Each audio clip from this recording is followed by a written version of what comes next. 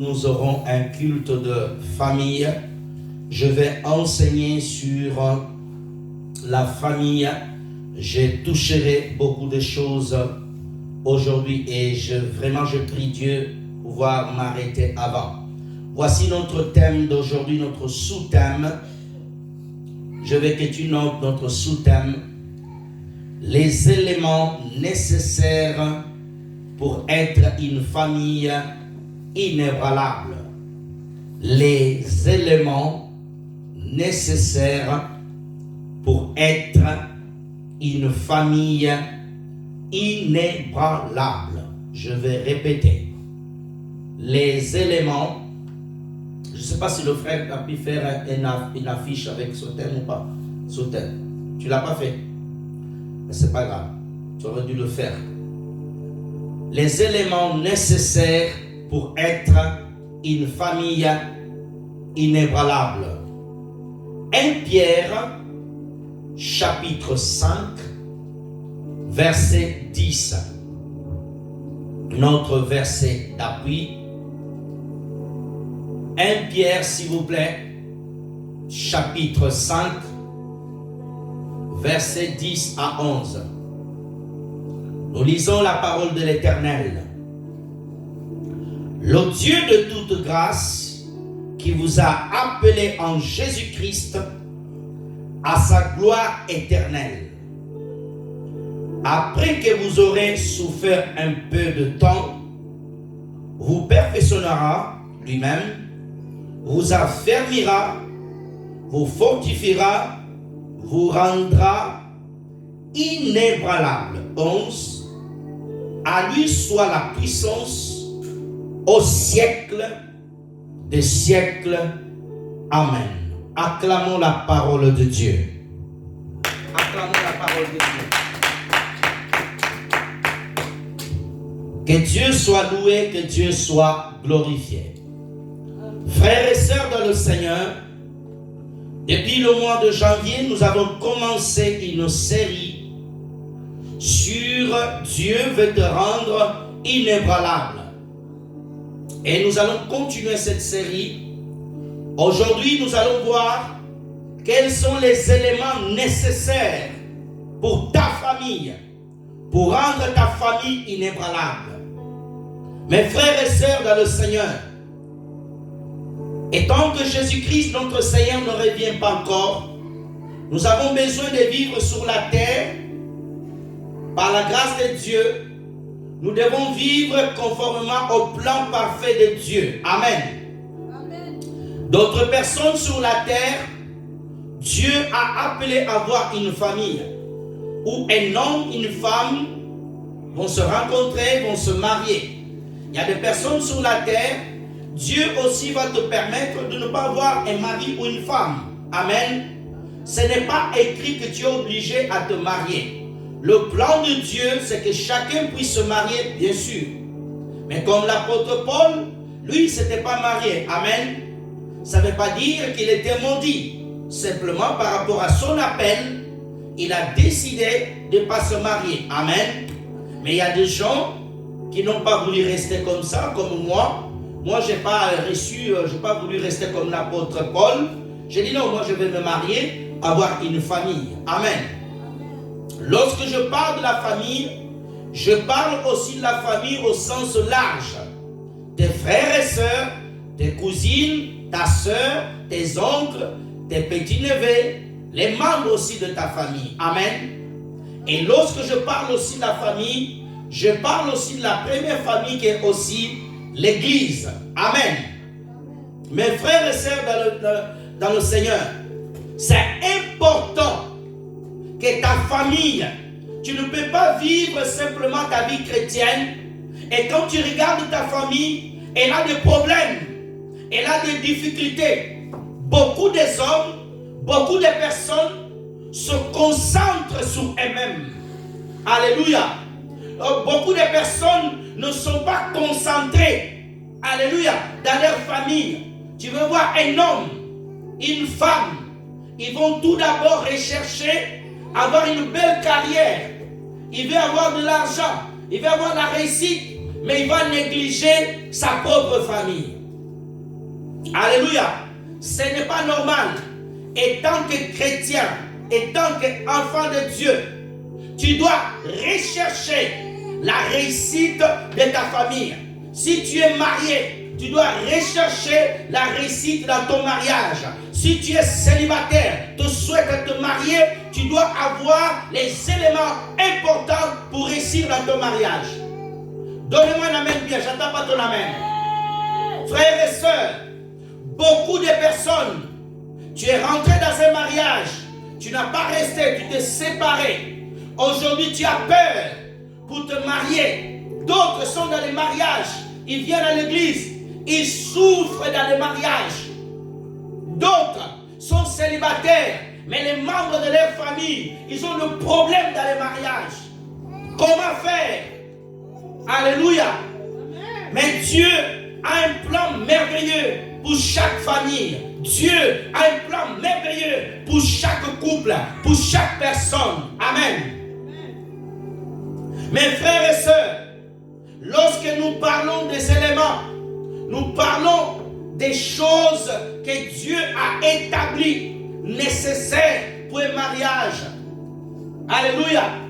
Il y a des choses qui doivent être dans un mariage. Beaucoup de personnes ne font pas attention sur certaines choses. C'est pour cela que leur famille ne va pas bien. Ce n'est pas normal qu'un chrétien né de nouveau, marié à l'église, 2 ans, 3 ans plus tard, il va se divorcer. Il y a un problème quelque part. Personne ne m'a donné la main bien. S'il vous plaît, ne soyez pas distraits.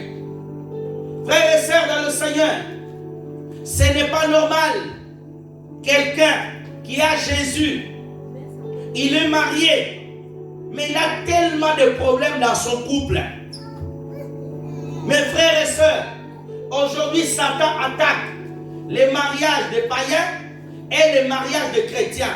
Tu vas entendre un pasteur, il s'est marié, il s'est divorcé, il s'est remarié, il a divorcé, il se remarié encore. Tu vas voir des sœurs en Christ. Oh, je me suis séparé. Elle était mariée à l'église, elle s'est séparée, elle s'est remariée encore à l'église. Le même pasteur va te remarier 2-3 fois. Dans cette église, on te marie une fois, tu te sépares par toi-même, on ne va plus te remarier. Donnez-moi la main bien. Au moins que ça soit une raison valable. Amen. Aujourd'hui, le mariage, même au niveau chrétien, il n'y a plus de poids. Il n'y a plus de valeur. J'ai connu à Toulouse quelqu'un qui était pasteur, était marié à une sœur. Il s'est séparé de la sœur. Il est parti prendre une autre femme. Ce n'est pas normal. Alléluia. Lorsque le mariage est fondé en Jésus-Christ, il n'y aura pas de séparation. Si le mariage, il est bâti vraiment dans la présence de Dieu, à tous les éléments nécessaires. Il y a plusieurs éléments. Le premier élément dans un mariage pour une famille bénie, c'est l'attachement à Dieu. Cette famille doit être attachée au Seigneur. Amen. Cette famille doit être attachée au Seigneur. Juge chapitre 13, verset 1 à 21. On va faire une longue lecture. Juge chapitre 13, premier verset jusqu'au 20 à 21. Nous lisons. Les enfants d'Israël firent encore ce qui déplaisait à l'Éternel. Et l'Éternel les livra entre les mains des Philistins pendant 40 ans. Il y avait un homme de Sora, de la famille de Danite, qui s'appelait Manoah. Sa femme était stérile, n'enfantait pas. Un ange de l'Éternel apparut à la femme et lui dit, voici, tu es stérile, tu n'as point d'enfant, tu deviendras enceinte, tu enfanteras un fils.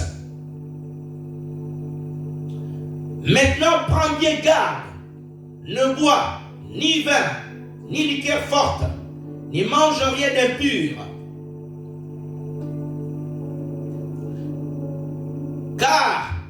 vas devenir enceinte, tu enfanteras un fils.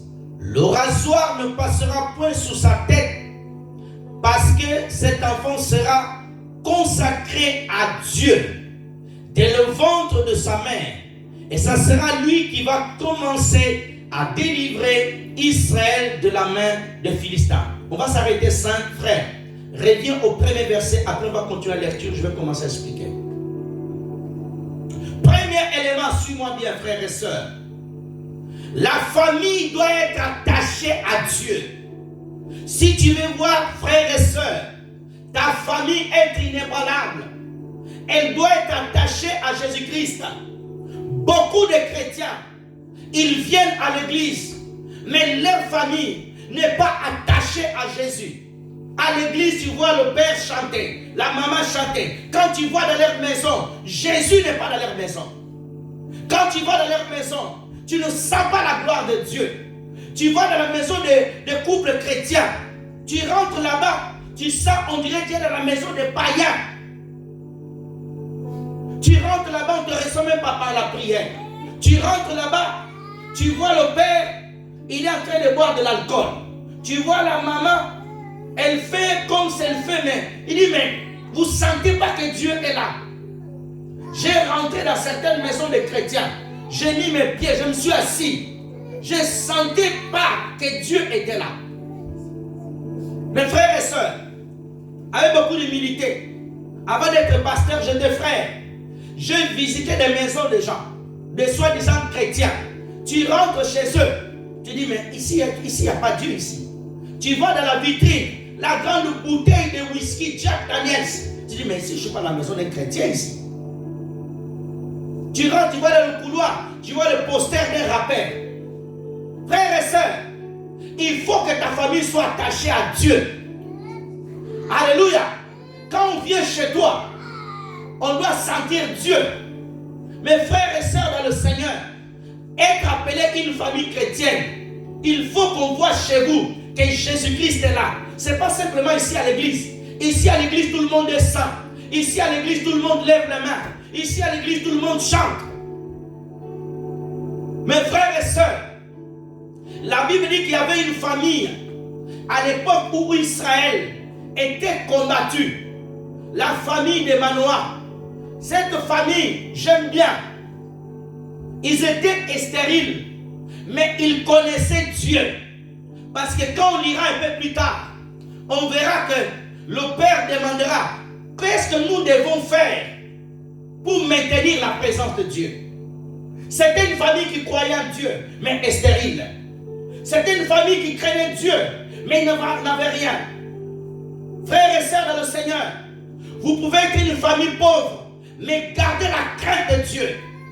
Zacharie et Élisabeth, ils n'avaient pas d'enfants comme cette famille, mais ils avaient Dieu.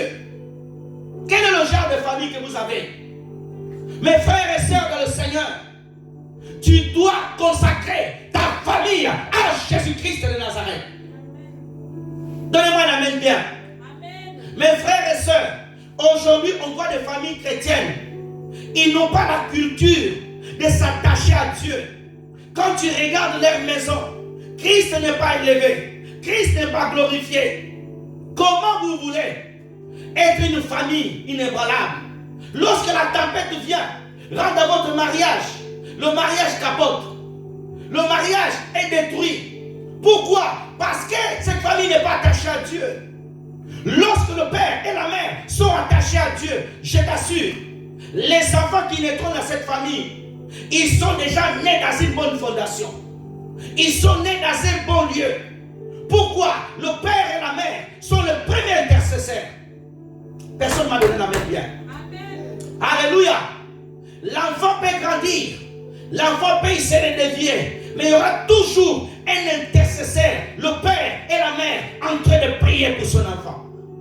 Mais si la mère et le père ne sont pas consacrés, l'enfant aura un problème. Frères et sœurs dans le Seigneur, apprends à se consacrer ta famille à Dieu. La Bible dit que Manoah et sa femme, ils étaient stériles. Mais un jour, ce que j'aime bien, la Bible dit que l'ange de l'Éternel apparut à la femme. Il dit, femme, tu auras un enfant. Mais cet enfant que tu auras, il ne doit pas prendre de l'alcool. Il ne doit pas toucher au vin. Il ne doit pas. En d'autres termes, écoute bien, dans ta maison, avant que l'enfant vienne, la maman avait toutes les informations. Maman, papa, tu as les informations. Papa, il vient dimanche à l'église. Il vient à l'église. Il prie. Il rentre chez lui. Sa maison, ses enfants ne sont pas attachés à Dieu. Un enfant, nous sommes en France. La majorité, c'est à 18 ans. Et tant que l'enfant, il est chez toi, tu as le droit de l'apprendre les principes de la Bible. Il est dans son toit. À l'école, on va l'apprendre comment être dans la société, mais à la maison, tu lui transmets ta foi. Il n'y a qu'un seul amen. Alléluia. Mes frères et sœurs, l'ange dit, tu ne prendras rien de mauvais, tu ne mangeras rien du mal, parce que l'enfant doit être consacré à Dieu. Regarde bien. L'ange dit l'enfant. Mais la mère, c'est elle qui devait se consacrer. Pourquoi? L'enfant ne peut rien manger si la maman ne mange pas. Tout ce que la maman mange doit passer par elle et dans le cordon médical pour toucher l'enfant. Tes enfants, ce qui deviendront, c'est par rapport à ce que tu manifestes dans leur vie. Tu vois tes enfants comme ils sont là. Si tu manifestes la sainteté, si tu manifestes l'attachement à Jésus-Christ, ils finiront par s'attacher à Jésus. Je suis grandi dans une maison où il y avait le culte.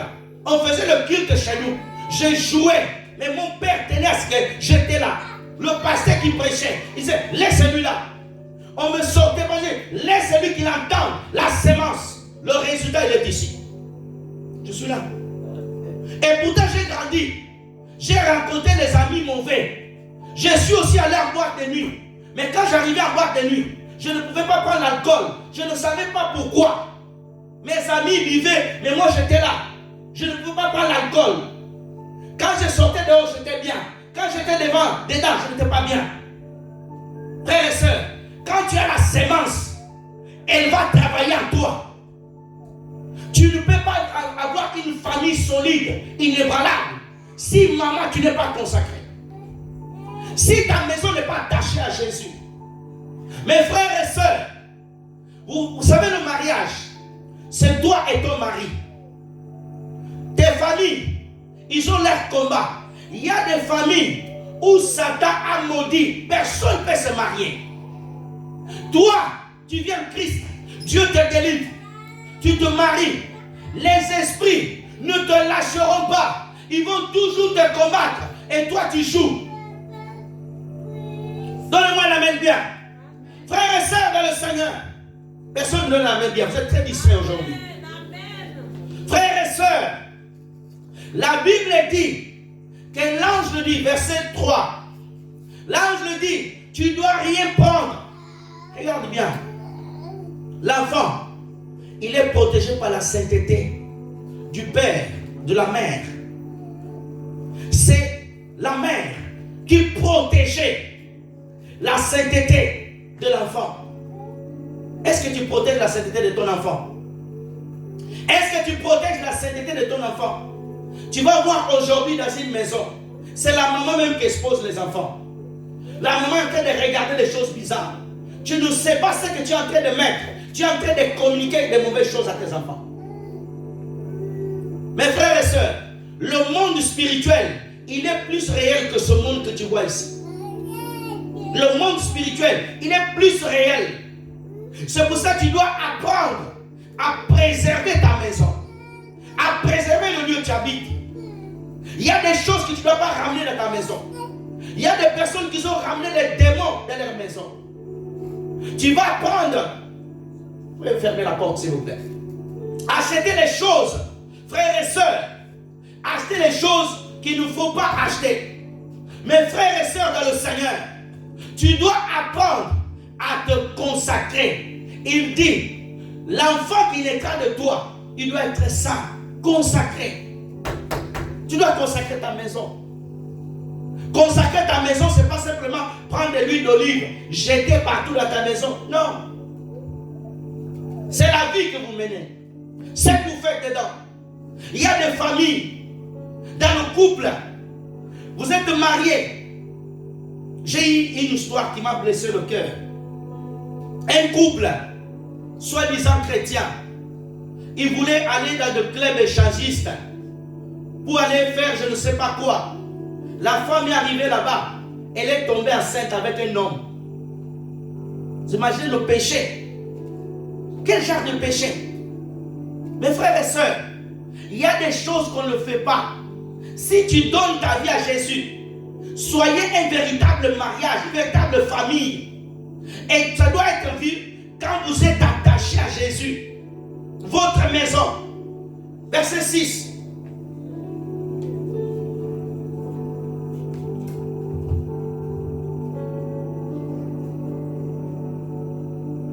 La femme alla dire à son mari, un homme de Dieu est venu vers moi. Il avait l'aspect d'un ange de Dieu, un ange redoutable. Je ne lui ai pas demandé d'où il était.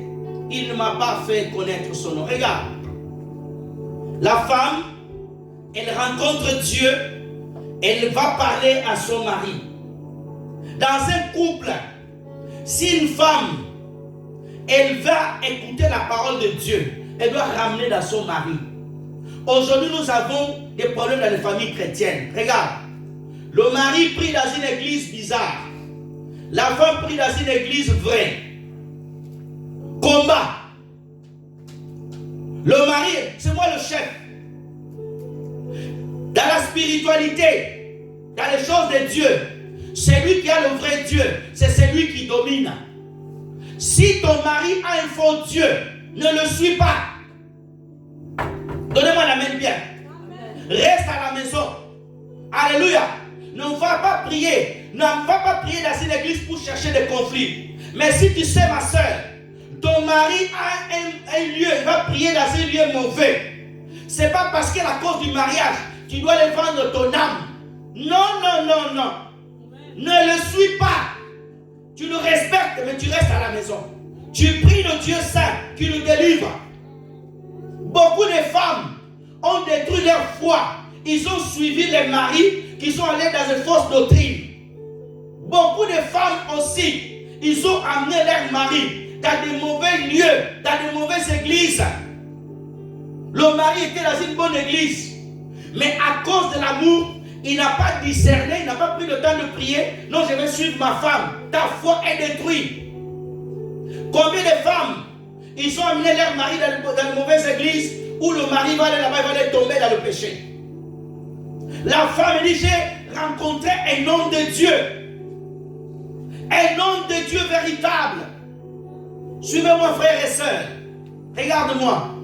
Tu vas voir, tu es une sœur, tu es célibataire, tu es ici à l'église. Tu vas rencontrer un homme dehors. Suis-moi, c'est Rachel. Tu vas rencontrer un homme dehors. Va dire, moi aussi, je suis chrétien. Tu vas me suivre dans mon église. On va aller se marier dans ton église. Non. Tu pries ici. L'homme vient, on te bénit ici.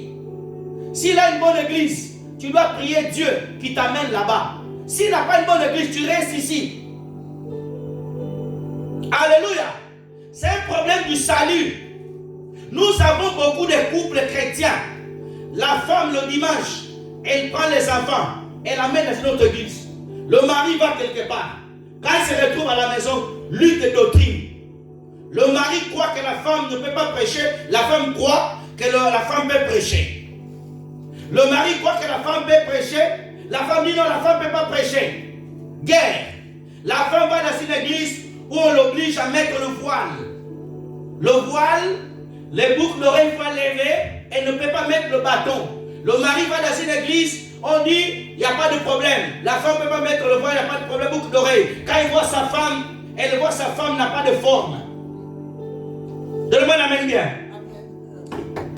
Regarde-moi. Le mari, je vais répéter, il va dans une église où on dit que la femme doit être belle, peut mettre des bijoux, peut être normale. Mais la femme va dans une église où on lui dit, elle doit couvrir sa tête. Elle doit lever le boucle d'oreille.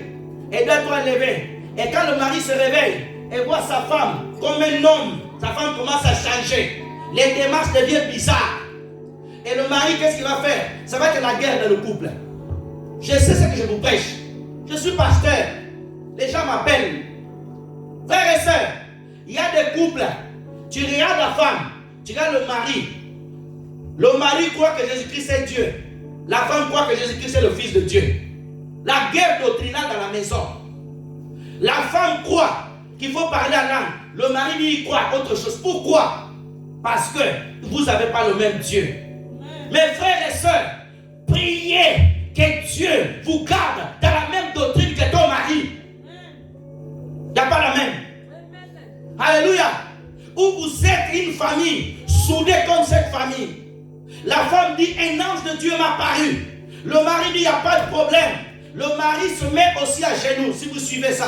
Il va prier. Oh Dieu, je veux que le même homme que tu as envoyé ma femme, qu'il m'apparaisse aussi. C'est ça. Dans un couple, la femme a une révélation. Il va dire à son mari. Et le mari aussi doit prier. Mais vous savez aujourd'hui, la femme va faire un rêve. Le mari est en train de l'égorger la nuit. La femme dit non. Il va aller voir son pasteur. Non, ton mari c'est un sorcier. Vous avez déjà 3 enfants ensemble. Ah, pendant ces 3 enfants-là, tu n'as pas vu que tu étais sorcier. Et le mari aussi va aller voir son pasteur. Ta femme aussi c'est une sorcière. Lui là-bas dit le mari est sorcier. La femme dit mari, comment vous allez faire? C'est la confusion que nous avons aujourd'hui. Priez pour ton foyer. Priez. Tu es célibataire. Ne te marie pas à la vue. Prends le temps de gêner. Ne dis jamais oui à un homme. Si l'esprit ne te confirme pas. Parce que ta vie dépend. Il y a des femmes qui sont mortes dans le mariage chrétien. Il y a une grande chanteuse au Nigeria. Elle a chanté bien, je ne sais pas comment elle s'appelait. Un grand cantique. Elle est morte. Un mari l'a tuée. Mais Marie, c'est un pasteur. Il a tué. Il a tabassé. Mes frères et sœurs, tu dois prier pour ta famille. Tu dois mettre Dieu au centre. Personne ne me donne la main bien. Vous me regardez bizarrement aujourd'hui. Hein? C'est toujours le même pasteur. Alléluia. Frères et sœurs, tu dois beaucoup prier. Tu es célibataire.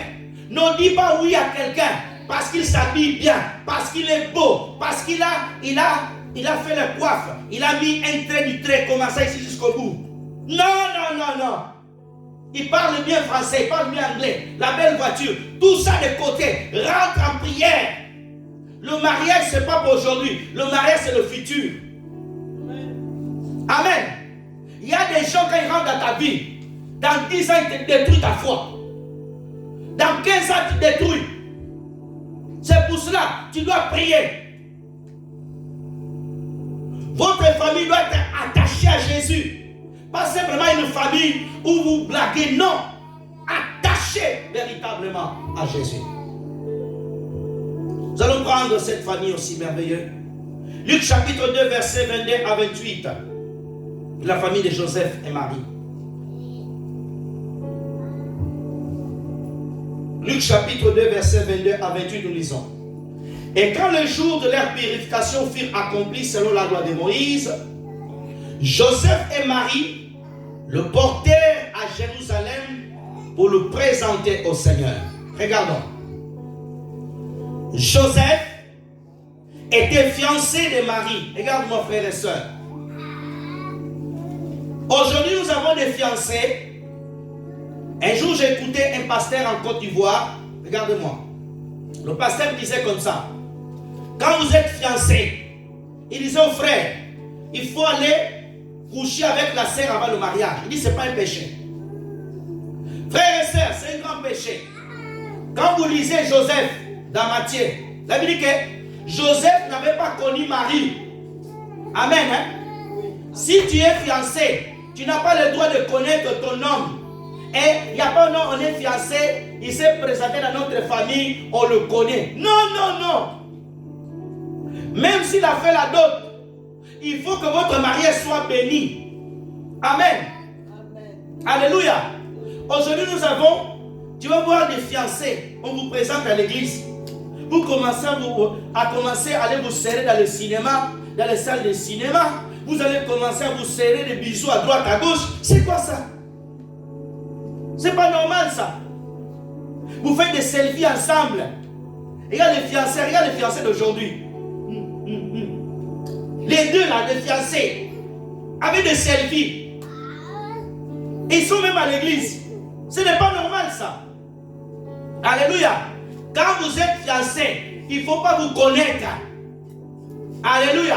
Oh non, moi je vais goûter. Ma soeur, tu n'es pas des saucissons qu'on coupe au champ, le jambon, qu'on coupe, on prend des tranches pour goûter sur le saucisson bon. Non. Donnez-moi la même bien. Amen. Tu dois te donner de la valeur. Amen. Si c'est un homme sérieux, il va vouloir faire des choses bien. Aujourd'hui, nous avons des jeunes frères trop rapides, des bandits qui viennent à l'église, ils sont là des yeux, regardent à droite, à gauche. Tu dois te donner de la valeur. Une femme vraiment remplie du Saint-Esprit, elle se donne de la valeur. Alléluia. Aujourd'hui, quelqu'un vient te courtiser. Des jours, tu lui dis déjà oui. Tu n'as même pas prié. Regarde-moi. Quelqu'un t'appelle. Oh, bonjour ma soeur, je suis le frère d'Intel. J'aimerais bien vous proposer, est-ce que vous voulez être ma future femme? Amen, amen. Oh! Faut pas le temps de prier. C'est trop facile. Il y a même des sœurs, une journée. On t'a courtisé une journée, ça y est, c'est bon.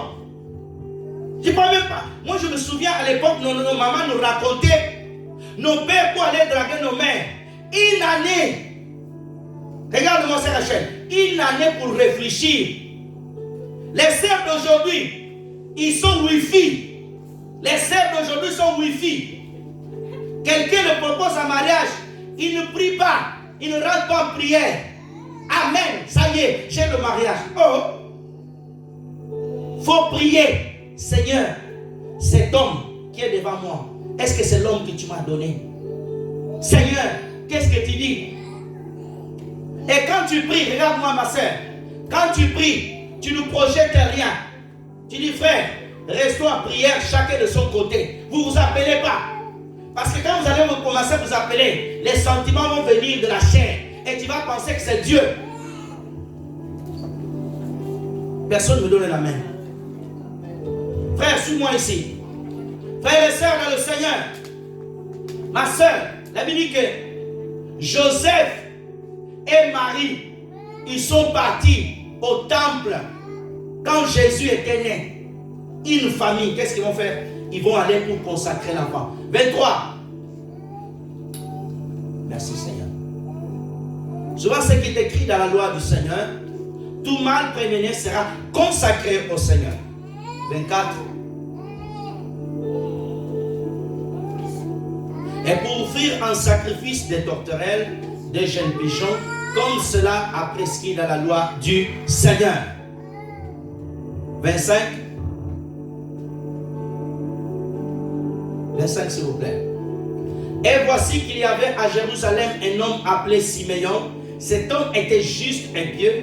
Il attendait la consolation d'Israël. Le Saint-Esprit étant sur lui.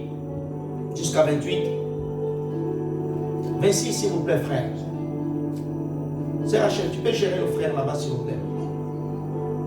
Il avait été divinement averti par le Saint-Esprit qu'il ne mourrait pas avant d'avoir vu le Christ du Seigneur. 27. Il vit au temple, poussé par l'Esprit. Et comme les parents portaient le petit enfant, Jésus, pour accomplir à son égard ce qui ordonnait la loi. 28 enfin. Il reçut dans ce bras et bénit Dieu et dit. Je m'arrête là. Reviens au verset 23. Frères et sœurs dans le Seigneur, une famille attachée à Dieu. Regarde bien. Jésus est né, frères et sœurs dans le Seigneur. Ses parents, qu'est-ce qu'ils font?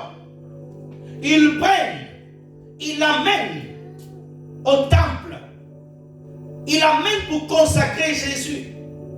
On voyait déjà que Marie et Joseph, ils étaient attachés aux choses de Dieu. Une famille doit être attachée aux choses saintes. Alléluia. Une famille doit être attachée aux choses saintes. Frères et sœurs dans le Seigneur, la maman, le père sont des piliers qui doivent pousser la famille à la consécration. Comme Abraham. Lorsque Abraham rencontre Dieu, Dieu le dit, il faut circoncire tes enfants. Qu'est-ce qu'il fait Abraham? Il va dans sa maison, il circoncit tous les mâles. Frères et sœurs dans le Seigneur, tu dois attacher ta famille au Seigneur. Amener ta famille auprès du Seigneur. Passer du temps dans la présence de Dieu. Aujourd'hui, nous avons des pères. La maman passe toute la journée sur TikTok en train de poster des contenus. Il passe aucun temps avec ses garçons pour lui montrer la Bible. Aucun jour la maman a pris la Bible pour apprendre à ses enfants. Quand les enfants sont au salon avec la maman est au téléphone, les enfants sont largués. Il ne peut pas dire à ses enfants, non, prenons un peu la parole de Dieu. Les pères, pareil. Quand il est assis, c'est au téléphone. Quand il est assis, c'est en train de regarder le match. Aujourd'hui, nous avons les familles qui vraiment, il n'y a plus l'attachement de Dieu. Pourquoi? Quand Satan regarde une telle famille, c'est facile à détruire. Cette famille, c'est facile à détruire. Parce que cette famille, la parole n'est pas au centre. Ils ont Dieu pour dimanche. Ils ont Dieu pour le jour de la prière. Mais au quotidien, Dieu n'est pas là. Mes frères et sœurs, tu veux avoir une famille inébranlable. Tu veux avoir une famille solide. Attache ta famille à Dieu. Amène la Bible au centre dans votre famille. Mets la place de l'adoration, la louange. Ta famille sera solide. Ta famille sera différente. Tes garçons vont grandir. Ils peuvent être au milieu de garçons bizarres. Mais la main de Dieu va toujours les diriger. La main de Dieu va toujours les garder. Dieu veillera sur eux. Deuxième élément important, je veux que tu notes.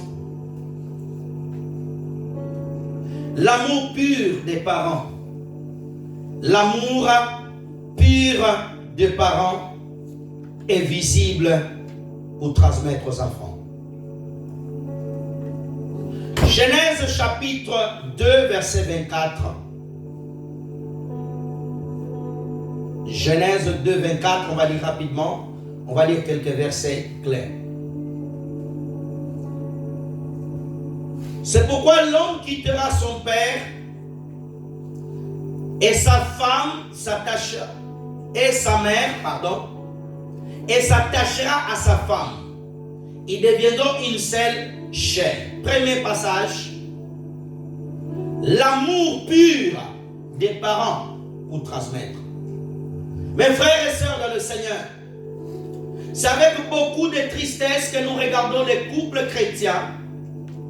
Aujourd'hui, il n'y a plus l'amour dans les couples.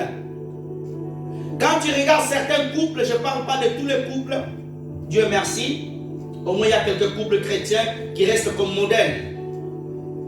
Certains couples chrétiens, quand tu regardes la femme, tu regardes le mari, tu dis, oh, ils ne sont pas mariés. Même à l'église, tu ne sens pas qu'il y a l'amour dedans. Frères et sœurs dans le Seigneur, il faut que dans votre mariage ait l'amour. Le mari doit s'attacher à sa femme. La femme doit s'attacher à son mari.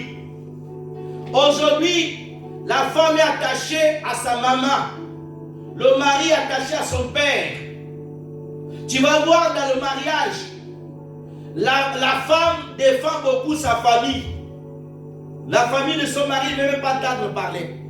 Quand sa belle-mère vient à la maison, oh là là là là là. Elle est en train d'intercéder dans son cœur. Seigneur, fais-la partir. Feu, feu, fire, fire. Oui. Tu vas voir aussi le mari. Quand c'est la femme, quand c'est la maman de sa femme, sa belle-mère vient. Il a un peu le sourire, mais dans son cœur. Ah, pourquoi? Il faut que vous soyez attachés. Jésus-Christ s'est attaché à l'église. Je prie que Dieu donne l'amour véritable dans cette église. Que ton mari puisse t'aimer beaucoup, beaucoup, beaucoup. Que toi aussi tu puisses aimer ton mari beaucoup. Donne-moi la main bien. Oh non, il ne faut pas aimer beaucoup ta femme. Il faut garder un peu. Quand tu aimes beaucoup ta femme, elle va te dominer. Hey! Jésus a aimé beaucoup sa femme. Personne ne l'amène bien. Jésus a aimé beaucoup l'église. Et Jésus est parti encore dire, tellement je t'aime beaucoup, je vais mourir même pour toi. Aujourd'hui, les hommes d'aujourd'hui, il ne veut pas mourir pour sa femme. Il y avait un couple à Paris il y a quelques années. Ma femme le sait, ils sont séparés. Je tais le nom. La femme était un peu malade. J'ai mal. Oh, si je meurs. Le mari dit, c'est pas grave. Si tu meurs, moi je vais élever l'enfant. Oh! Je vais répéter. La femme était malade. Regarde-moi bien, c'est Rachel.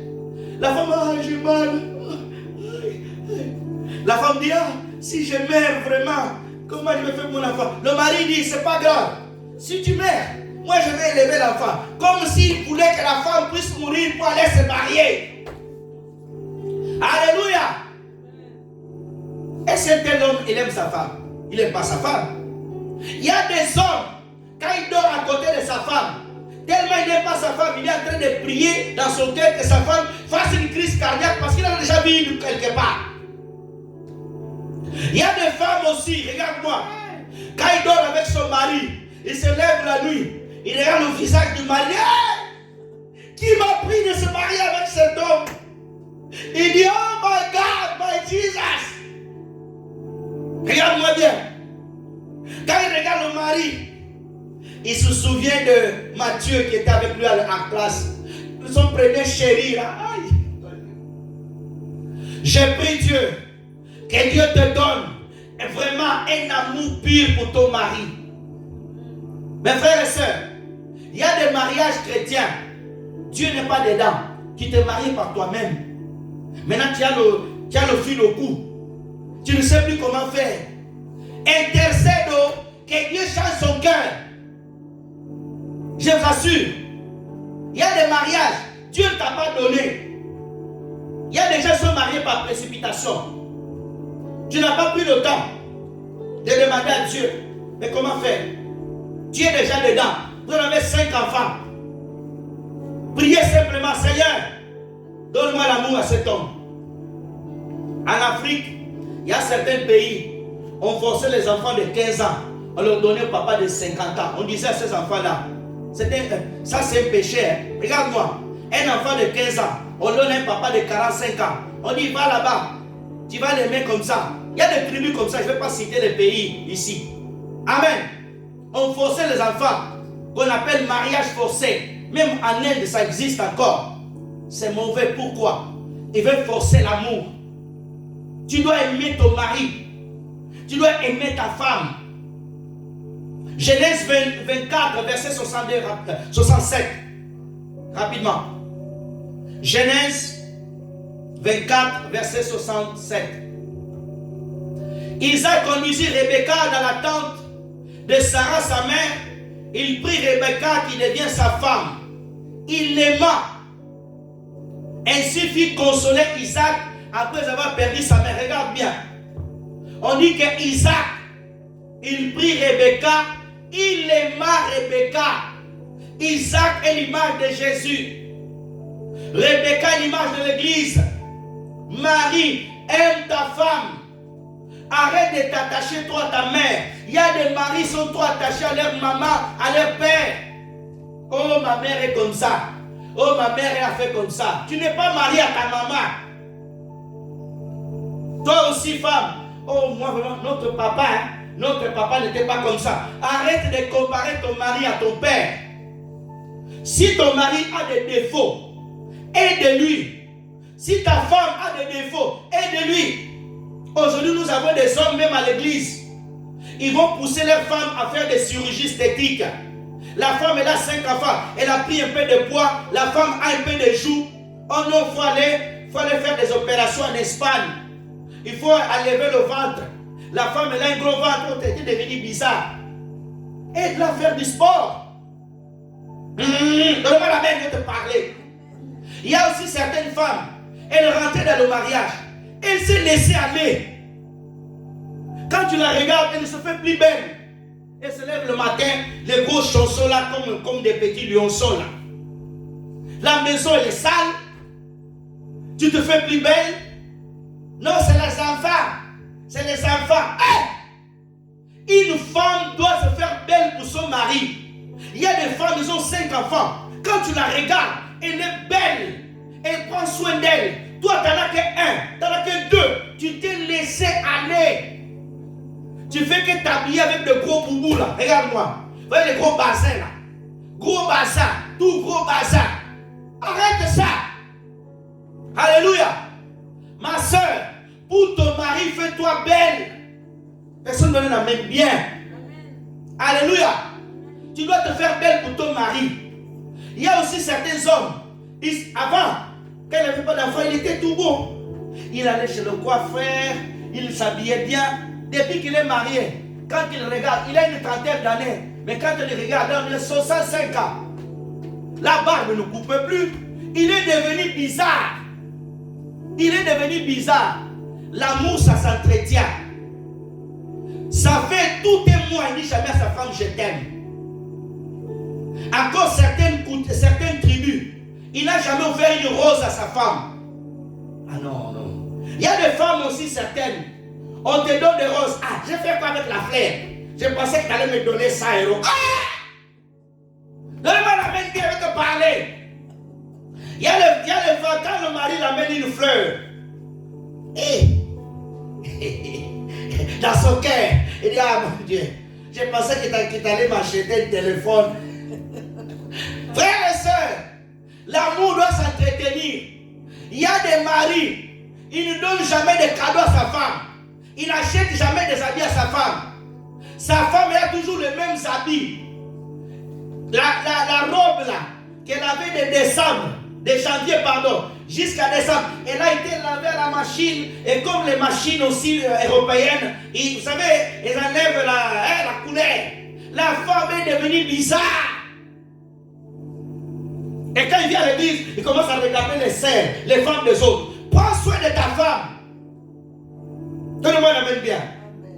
Ma sœur, tu es célibataire, tu n'es pas marié, tu dois te faire belle. Oh non, parce que tu pries. Oh, je dois garder ma beauté. Tu commences à t'habiller comme des rappeurs. Tu commences à mettre des gros baguilles là. Des gros. Fais-toi belle. Donne-moi la main bien, je vais te parler. Tu es célibataire, Dieu t'a fait belle. Arrange-toi, ne te fais pas non plus trop belle, mais fais-toi bien. Amen. Tu viens à l'église, tu es bien parfumé, une femme bien chic. Tu n'as pas besoin d'être sexy. Commence à nous mettre des décolletés comme ça. Non, non, non, non. Si tu es chic, bien habillé, tu es propre, tu viens là. Peut-être que Dieu va te donner un beau mari quelque part. Alléluia. Non, non, non, je dois. La sanctification, ça ne t'empêche pas d'être belle et beau. Amen. Hein? Tu viens à l'église, tu te fais bien. Peut-être tu vas sortir dans une arrêt là. Tu vas t'avoir ton mari là. Bonjour, je cherche une telle adresse. Ah, vous allez bien. C'est celui-là qui t'a donné. Alors toi, tu es là avec les gros baguilles là. Regarde. Avec les gros pantalons. Regarde. Regarde-moi ici. Toi, Dieu t'a donné. Regarde-moi ici. Une jambe petite pour l'instant. Toi, tu mets les pantalons comme des rappeurs. Ah! Tu vois des femmes, garçons. Ah! Tu n'es pas en train de faire le chantier chez toi. Quand tu es en train de peindre ton mur chez toi, tu te mets des gros baguilles. Mais tu sors de là, sois belle.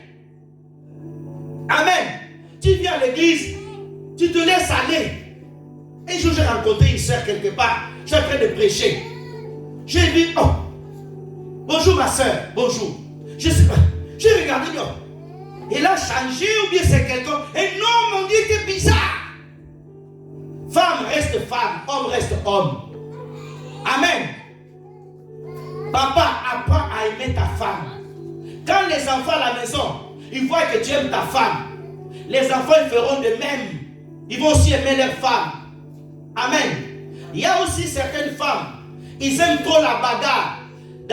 Tu as vu ton père et ta mère taper beaucoup. Ton papa tapait ta maman. Toi, tu rentres dans ton mariage, tu veux aussi que ton mari te tape. Moi, avec mon épouse, on connaît quelqu'un dans un pays quelque part, je ne vais pas dire terme le nom. Cette sœur-là, elle aimait que le mari le tape.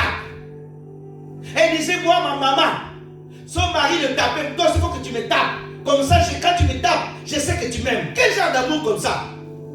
Elle aimait que le mari le tape, le gonfle les yeux. Ah, j'ai dit, c'est un démon qui est derrière toi. Au nom de Jésus, doit chasser ce démon-là.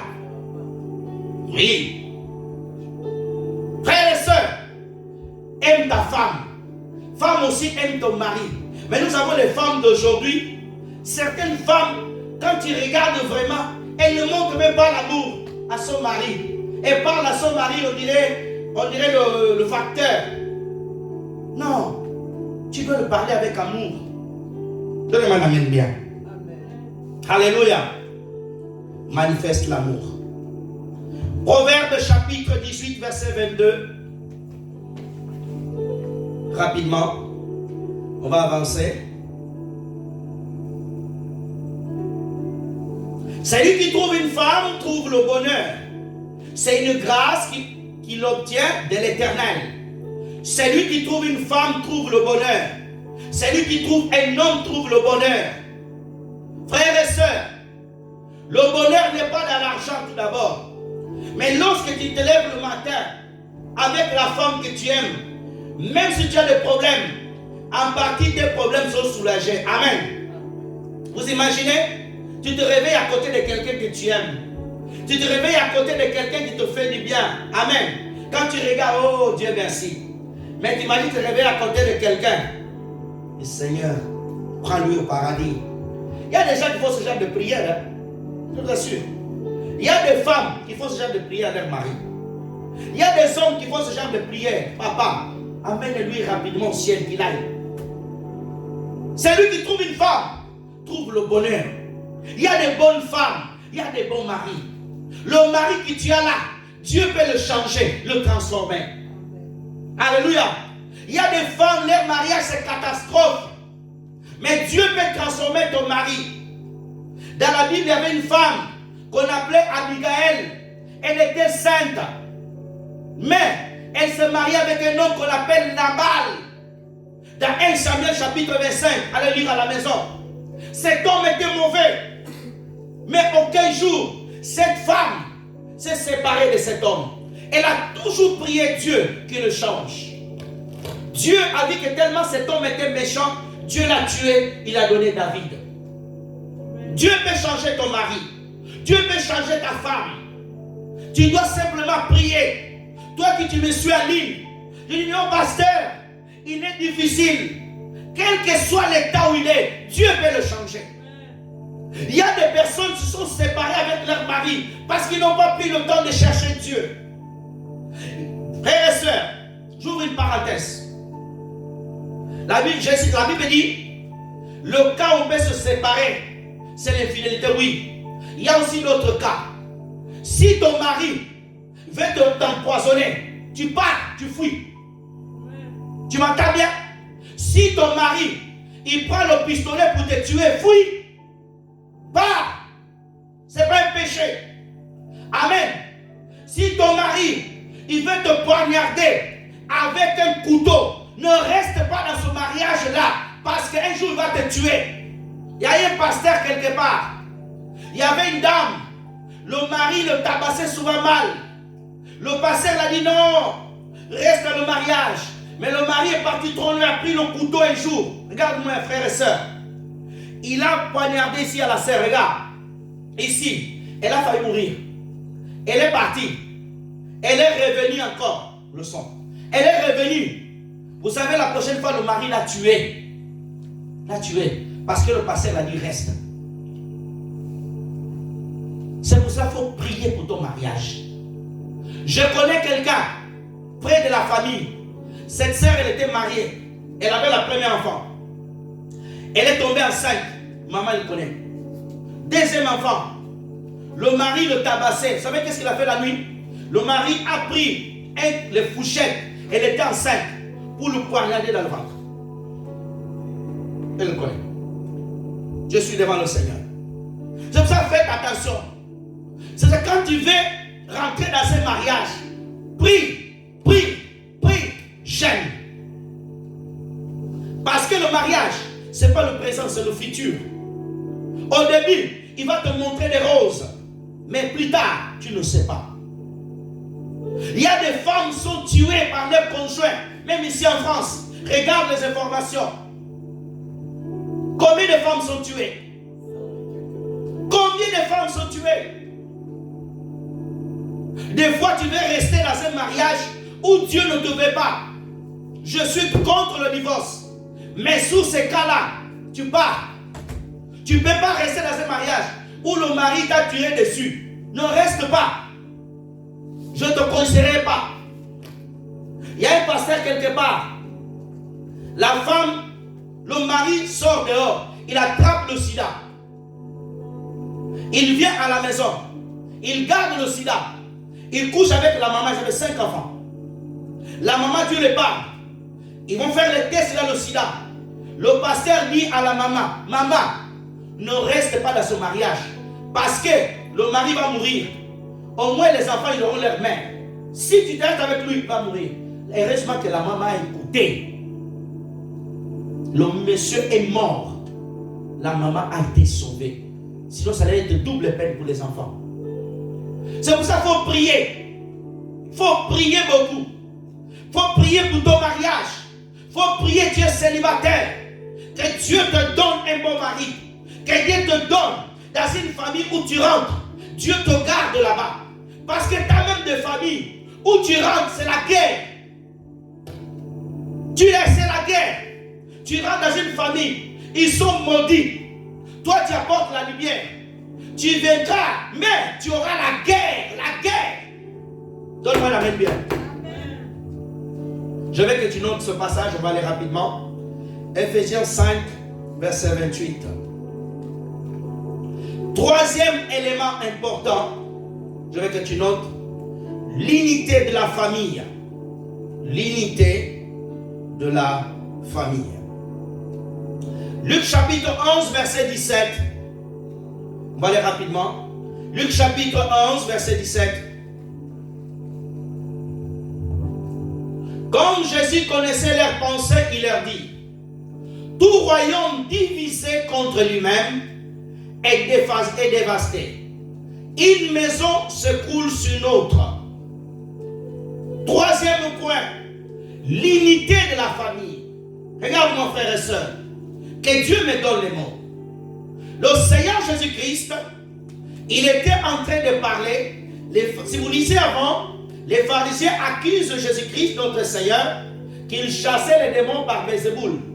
Et Jésus va leur dire, Satan ne peut pas détruire, chasser Satan lui-même. Et Jésus va prendre cet exemple en disant, un royaume divisé contre lui-même va être écoulé. Une famille divisée, elle ne peut pas résister. Regarde frères et sœurs, lorsque Satan veut détruire une famille, il va chercher à séparer le père et la mère pour avoir accès aux enfants. Alléluia. Dans une famille, si le diable veut détruire les frères et sœurs, il va semer la séparation entre le frère et les sœurs. Tu vas voir dans un couple, le père, il n'est jamais d'accord avec sa femme. La maman n'est jamais d'accord avec sa femme. Tout le temps des divisions. La femme va prendre le côté des enfants. Quand les enfants font des bêtises, c'est le père qui défend les enfants. S'ils sont des filles, les filles font des bêtises dehors, la maman non, laisse mes enfants. Les divisions, la séparation.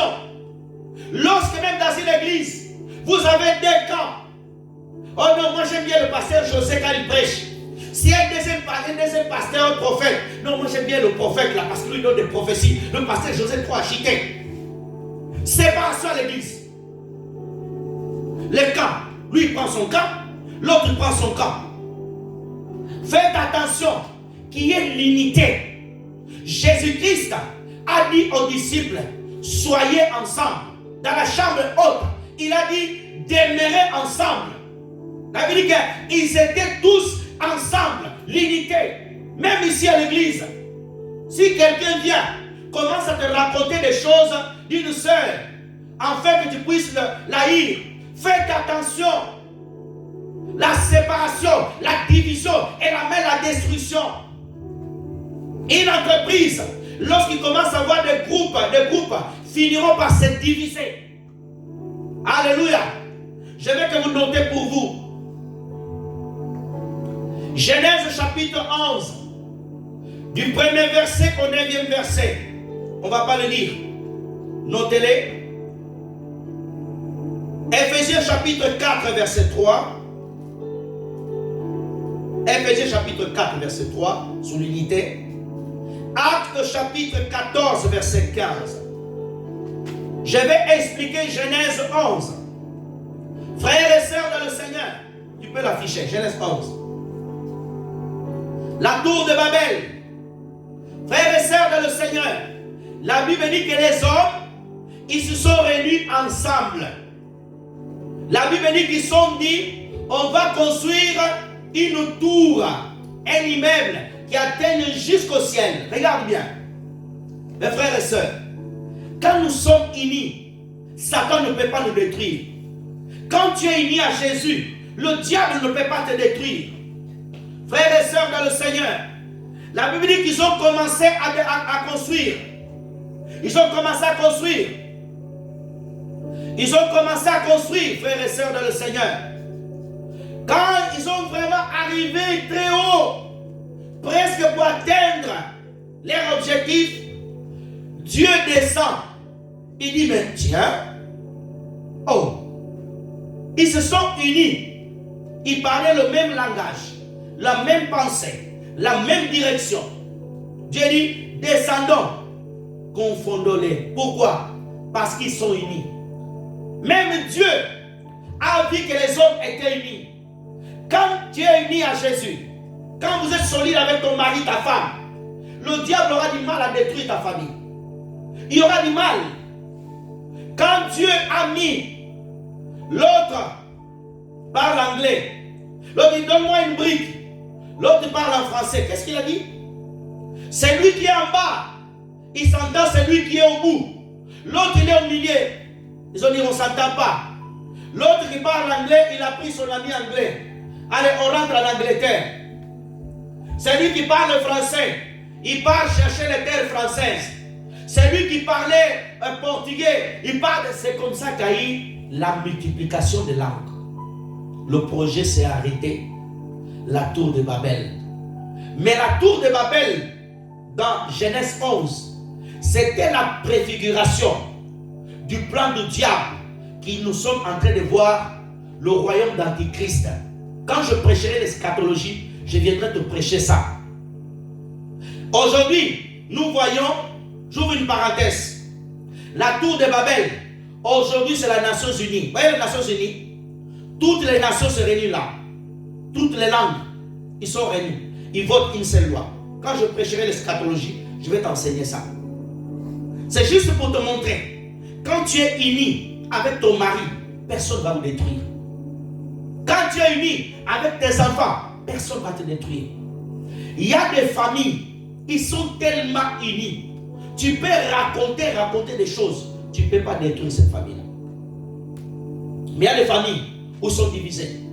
Quand l'autre attend quelque chose, il vient, il détruit. Si nous sommes unis ici dans cette église, nous avons la seule pensée. Tous en disant, on va prier le Seigneur ensemble, le même cœur, Dieu va nous exaucer. Mais quand nous disons ici, prions ensemble, toi ton cœur est ailleurs, on n'avancera pas. Vous comprenez? Et c'est l'amen, donnez-moi un amen bien. Mais quand nous sommes unis, si on se dit frères et sœurs, demain on est 1000, on va acheter un terrain pour construire l'église. Si les 1000 personnes, on se met d'accord, tout le monde, on va le faire. Mais s'il y en a 100 qui ne veulent pas le faire, il y aura des divisions. Tu vas voir quelqu'un va le dire à l'autre, oh non, donne pas ton argent. Donne pas. Ne fais pas ça. Pourquoi? Il y a la division. Regarde notre gouvernement français. Regarde. Il y a une division au Parlement. Ils voulaient censurer. Chacun a pris ce côté. C'est bien. Mais quand il y a la division, le pays va mal. Regarde, le pays va mal. Sois unis.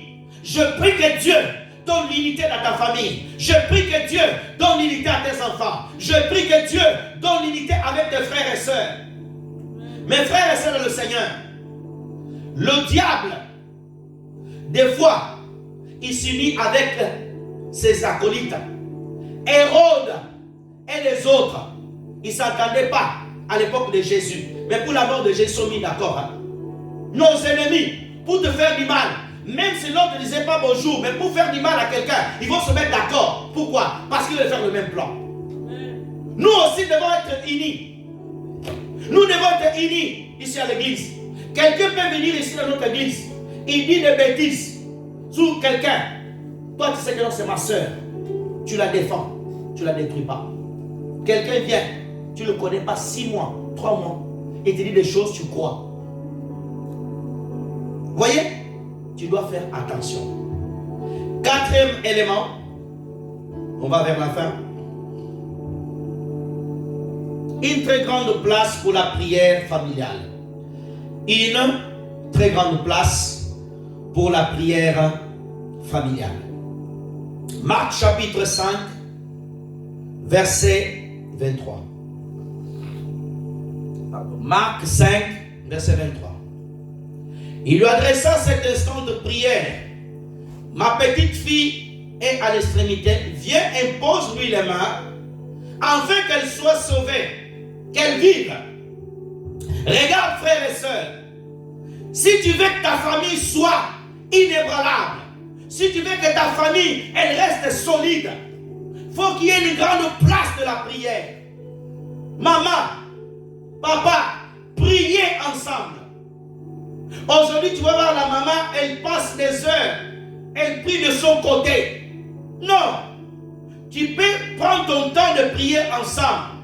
Mais il faut que tu sois une maman qui prie beaucoup pour tes enfants. Tu pries beaucoup pour ton mari. Oh, que Dieu envoie l'esprit de prière dans les familles. Il y a des couples chrétiens, la maman n'aime pas beaucoup la prière. Elle peut toucher son téléphone des heures et des heures. Mais quand c'est la prière, elle est en colère. Oh non, tu aimes trop prier. Va dire à son mari. Si le mari aime trop la prière, tu aimes trop prier. Si la femme aime trop la prière, il y a des maris qui n'aiment pas la prière. Papa, tu es un mari qui aime la prière. Tu dois pousser ta famille dans la prière. Comme Corneille, comme Jairus. Il avait un problème dans la famille. Il avait un problème à sa fille. Il est parti chercher Jésus-Christ. Toute famille qui prie, qui a fait appel à Jésus, elle restera solide. Il y a des problèmes dans ta famille, appelle Jésus. Il y a des difficultés, appelle Jésus. Prenez la place de la prière. Que la prière prenne une plus grande place. Amenez vos enfants à la prière. Esdras 8, 21. Esdras, tu mets s'il te plaît. 8, 21. Esdras, regarde. Ah oui, tu ne connais pas parce que tu ne lis pas la Bible. 8, 21, rapidement. Non, pas Ecclésiaste. Esdras. Esdras. Regarde.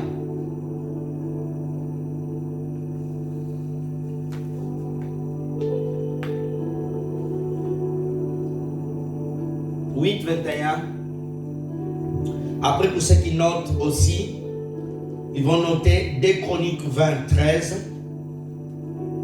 Des Chroniques 20, 13, pour ceux qui sont en train de noter. Des Samuel chapitre 7, 18. Affichez-moi des Samuel chapitre 7, 18.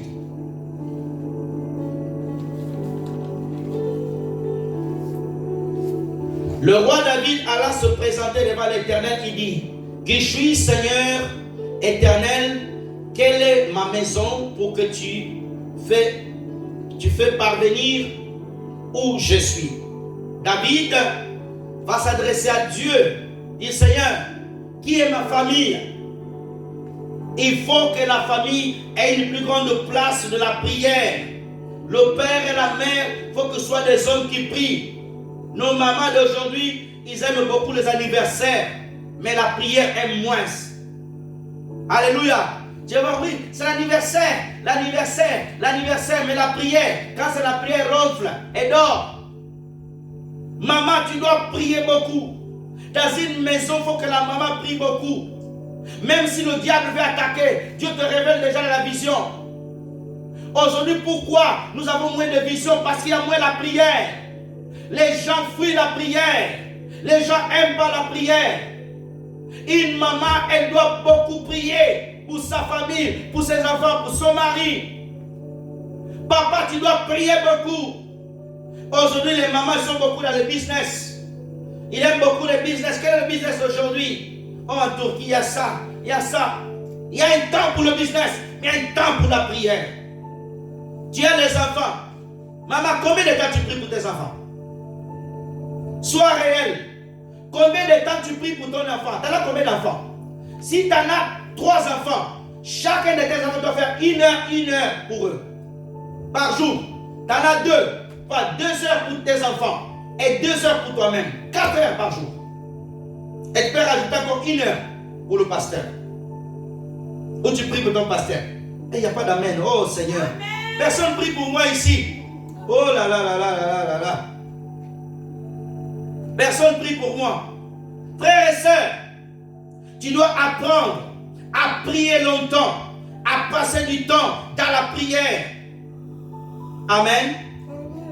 5e élément rapidement. Une famille qui sert Dieu.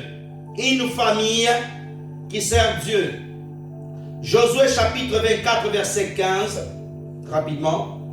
Et vous allez noter après Acte 16 33. Josué 24 15. On peut m'afficher ça? 5e élément. Une famille qui sert le Dieu. Rapidement. Et si vous ne trouvez pas bon de servir l'Éternel, choisissez aujourd'hui qui vous voulez servir. Ou les dieux qui servent vos pères au-delà du fleuve, ou le Dieu des Amoréens dans le pays dans lequel vous habitez. Moi et ma maison, nous servirons l'Éternel. Josué choisit de servir Dieu. Frères et sœurs, papa et maman, mettez votre famille au service de l'Éternel. Consacre tes enfants à servir Dieu. Tu vas voir dans une église, le père et la mère, personne ne veut servir Dieu. Ils viennent simplement, ils font le culte, ils s'en vont. Non, servez le Seigneur. Amen. Amen. Je cours rapidement. 6e élément important, éduquer les enfants en Christ. Éduquer les enfants en Christ et contrôler les enfants. Éphésiens chapitre 6 verset 4. Éphésiens 6, 4. Rapidement. Et vous, pères, n'héritez pas vos enfants, mais élevez-les en corrigeant, en instruisant dans le Seigneur. Amen. Amen. Regarde-moi.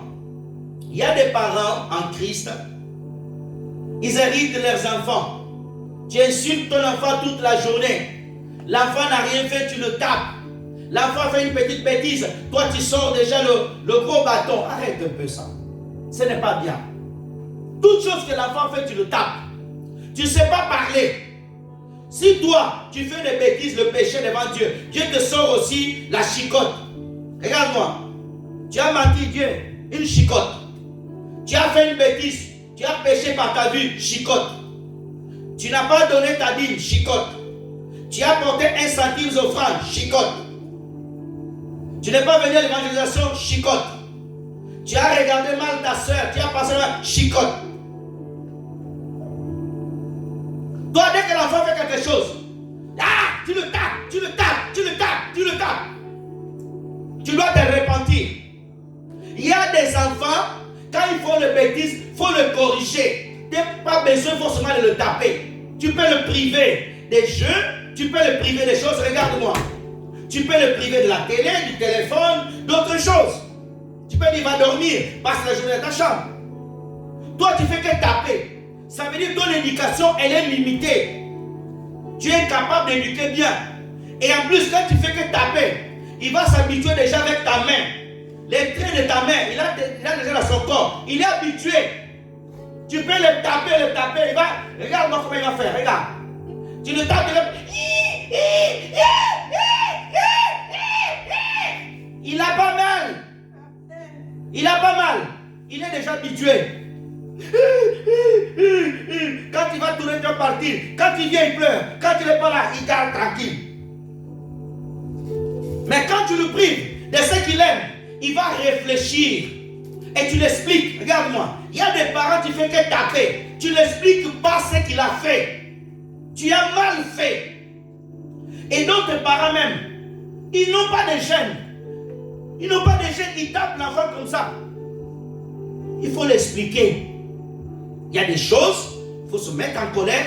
Tu lui montres que tu es en colère. Mais il y a des choses, tu l'attends à la maison. L'autre non. Il est au marché. Il est au marché devant les gens, devant la professeure de l'enfant. Tu le tapes. La professeure t'a vu, t'a pris la photo. Il va écrire à la DAS. Ils vont te prendre l'enfant. Et après, tu vas commencer à gêner pour le récupérer. N'héritez pas vos enfants. N'hérite pas ton enfant. Il y a aussi des enfants. Ils sont terribles. Ils n'écoutent pas. Ils font des choses bizarres. Un enfant de 15 ans, il va les mentir les adultes. Un enfant de 15 ans, il va faire n'importe quoi, 12, 13 ans. Il faut le punir. Mais il ne faut pas faire de l'enfant ton comment on dit la boxe? Comment on dit ça? Push ball, ça veut dire tu es là, tu t'entraînes sur ton enfant, tu vas monter dans le ring. Hein? Allez payer dans la salle là-bas, pas sur ton enfant. Tu le punis. Amen. Il faut éduquer les enfants. Il faut contrôler tes enfants. Contrôle tes enfants. Le langage qu'il a. Les choses qu'il amène à la maison. Qu'il a donné. D'où vient? Tu vois l'enfant là? Il est petit. Un autre enfant volait quelque chose à ses parents. Il donne à ton enfant. Il l'amène à la maison. Non, c'est ma copine qui l'a donné. Va voir l'enfant et il appelle ses parents. Votre enfant a donné ça. Alléluia. Demain, il fera attention. Et aussi, maman, faites attention. Éduquez à vos enfants de ne pas prendre tout partout. Il y a des enfants, de certains frères et sœurs. On te donne tout donne à l'enfant. Non. Il y a des gens qui viennent à l'église.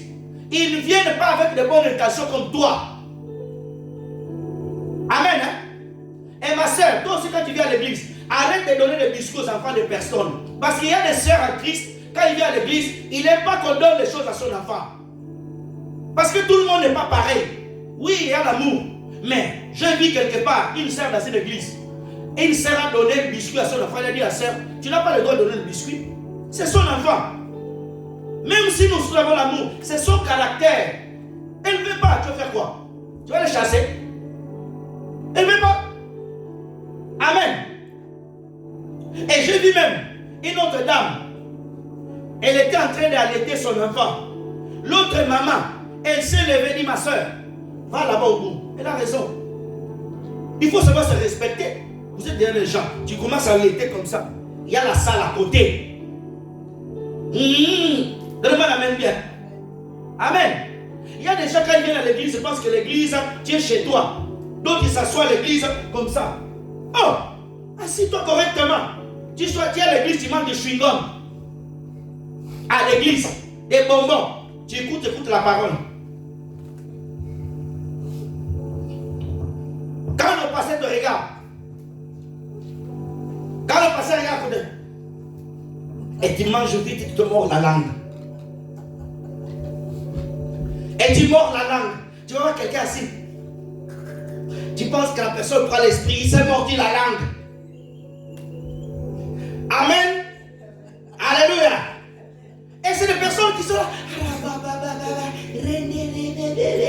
Il y a le biscuit à côté.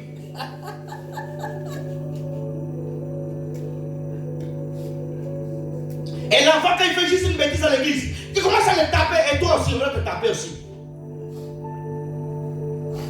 Quand on vient à l'église, c'est un lieu sans enfant.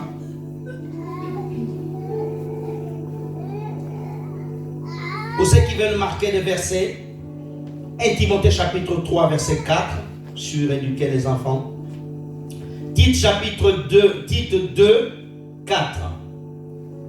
Septième élément important, je m'arrête là. Nous allons prier. Jésus-Christ, le berger de notre famille. Septième élément, Jésus-Christ, le berger de notre famille. Jean chapitre 10, verset 10 à 11, on va s'arrêter là, on va prier. Jean 10, verset, merci. Regardons ensemble. Le voleur ne vient que pour dérober, égorger, détruire. Moi, je suis venu afin que les brebis aient la vie, qu'elle soit dans l'abondance. 11. Je suis le bon berger, s'il vous plaît. Je suis le bon berger. Je suis le bon berger. Oui, je suis le bon berger. Le bon berger donne sa vie pour ses brebis. Regarde, frères et sœurs. Jésus dit, je suis le bon berger. Il dit encore, je suis le berger. Je donne ma vie pour mes brebis. Si tu veux que ta famille reste inébranlable, mets Jésus au centre. Chaque jour, confie ta famille au Seigneur. Ton mariage, tu dois prier tous les jours pour ton mariage. Ne pense pas comme tu es déjà marié. C'est fini. Non. Tu dois confier ton mariage, tes enfants au Seigneur. Tes frères et sœurs. Tu dois beaucoup prier pour ton mariage. Beaucoup prier pour tes enfants. Beaucoup prier. On va se lever, on va prier. Je demande qu'on arrête la caméra. On va arrêter le fond, on va se lever. On va prier pour nos familles.